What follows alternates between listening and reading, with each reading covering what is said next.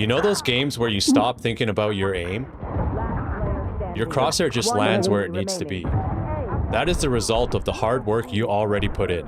Playing, practicing, and fixing mistakes over time. The problem is getting that feeling consistently. What if something small is holding you back from playing like that more often? And what if the resistance comes from your sensitivity? In this video, we are going to help you find your optimal sensitivity, the one that you do not have to think about, so you can play your best more consistently. We will follow a 3-step process, starting with a range and narrowing it down each step until we land on one sensitivity that feels natural for you. This tutorial is for everyone, whether you play different games, use different mice, DPI settings, FOVs, and more. Sensitivity is different in every game. A 1.0 can feel slow in one game and completely different in another. Because of that, we will be using centimeters per 360. This measures the physical distance your mouse needs to travel to do a 360, regardless of sensitivity, DPI, FOV, or the game you're playing. Let's start with a range that makes sense for your game, then narrow it down step by step until we land on one sense that feels natural and actually works in the fights you take. Once we have your centimeters per 360 locked in, I will show you how to set up in-game. But first,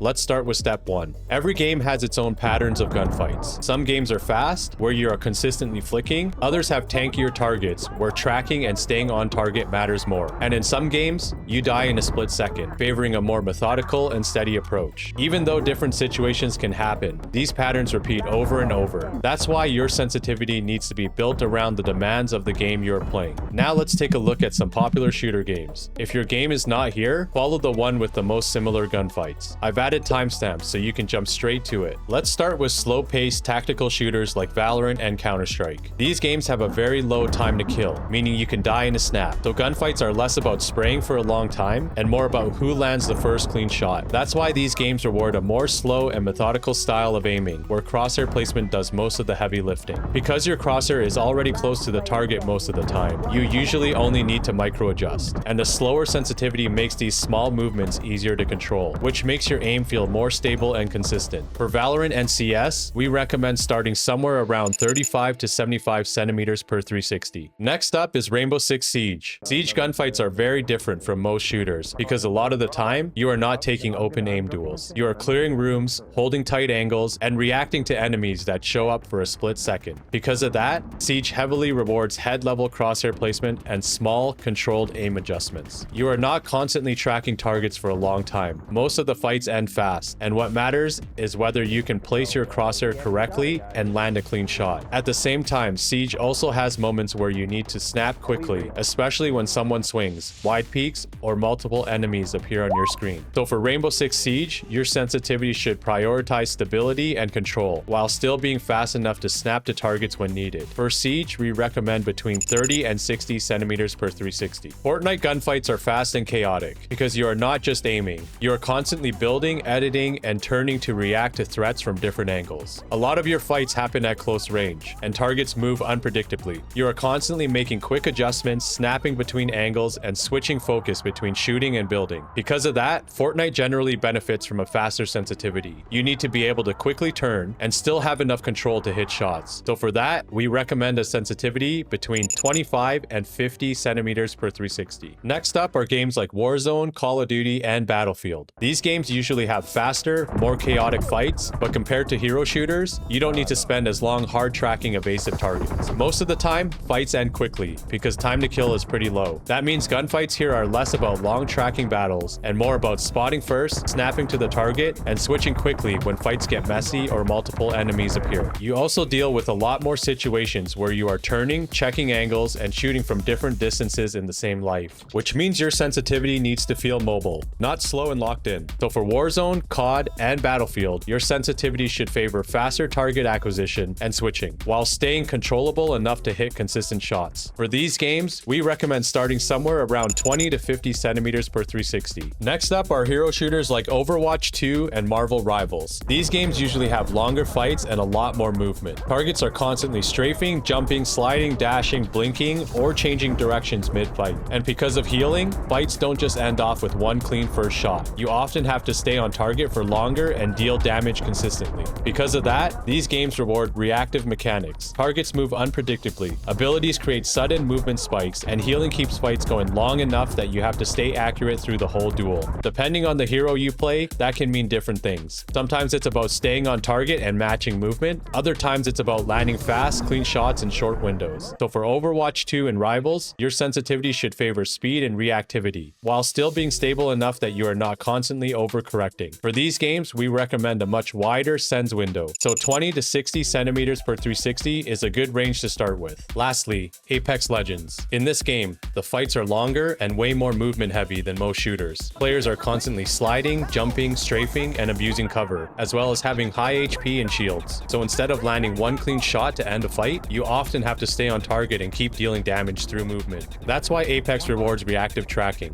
You need to stay on target while enemies are constantly changing speed and direction. So the game generally favors a slightly faster sensitivity. For Apex, we recommend a sensitivity window of 20 to 60 centimeters per 360. Now that we have your game's sensitivity window, we can narrow it down further based on your playstyle. The first thing we need to identify is what kind of fights you take most often, because in most games, this is heavily dependent on your hero, role, or weapon of choice. A simple way to do this is by range. If you are mostly taking long-range fights, you will lean towards the higher centimeters per 360 end of your window, because it is slower and gives you more stability for small adjustments. For medium-range fights, like rifle duels, the middle of the window is usually optimal. For close range fights, like when you're playing movement heavy characters, entry roles, or using shotguns and SMGs, leaning towards the lower end of the window is optimal since it's faster and helps you react, turn, and adjust in chaotic fights. Now that we've narrowed your window based on range, the next thing we need to consider is your firing mode. In general, this comes down to two categories: tracking and clicking. If your weapon is more tracking heavy, like automatic guns or lasers where you need to stay on target through strafes and direction changes, lean towards the faster end of your window. A lower centimeter per 360 makes it easier to react quickly and keep your crosshair glued to moving targets. If your weapon is more tap-based, like semi-auto weapons, burst guns, or shotguns where every shot is deliberate, lean towards the slower end of your window. A higher centimeter per 360 gives you more control and precision, making it easier to land clean shots without overflicking. After step 2, your window should be a lot tighter than where you started. Now it is time for step 3, where we test and lock in the exact number for your optimal sensitivity. We are going to do the testing inside Aimlabs, but if you prefer, you can also do this in your game shooting range. Aimlabs just makes the process more convenient, and you'll see why in a second. First, selecting a task. We'll run a task that matches the kind of gunfights your game and weapons demand most often. If you are playing games like VALORANT or CS, or you mostly use weapons where each shot is a deliberate click, we want click timing tasks. For close range clicking fights, like shotguns or heroes such as Genji or Reaper, play Spidershot 180. For medium to long range clicking, like using the Wingman or playing Hella, play Sixshot Ultimate. If you are playing games like Rainbow Six, Call of Duty, Warzone, or Battlefield, we'll use target switching tasks for testing. Load up Switchtrack Ultimate. If you are playing games like Overwatch 2, Marvel Rivals, or you are mostly using automatic weapons or lasers, we will use tracking tasks for testing. For close to medium range fights where enemies are evasive and constantly changing directions, play Reactivetrack Standard. For medium to long range tracking, play Spheretrack Standard. Now that you have the right task, we'll test your sensitivity. In Settings, set your game under General. Match the FOV you use in-game and choose Advanced under Sensitivity options. Now if you go here in the Mouse tab, you'll see the centimeters per 360 conversion, but make sure it is set to the right DPI, so scroll down and set it under Mouse CPI. After that, choose a sensitivity value inside your narrowed window from step 2. Once everything is set, run the task 2 to 3 times. After you finish your runs, head over to the Review tab. Turn on Trailing Paths, then replay the run and look closely at the pattern your crosshair is drawing. Your aim does not need to be perfect here. What you are looking for is a consistent error. If you are consistently underflicking, or your crosshair keeps falling behind the target while tracking, increase your sensitivity slightly. If you are consistently overflicking, your paths look jagged, or you keep overcompensating while tracking, decrease your sensitivity slightly. Again, misses are fine. The goal is to identify whether you are leaning towards over-aiming or under-aiming for the most part. Based on what you saw in the replay, make a small sensitivity adjustment. Then run the same task review the replay,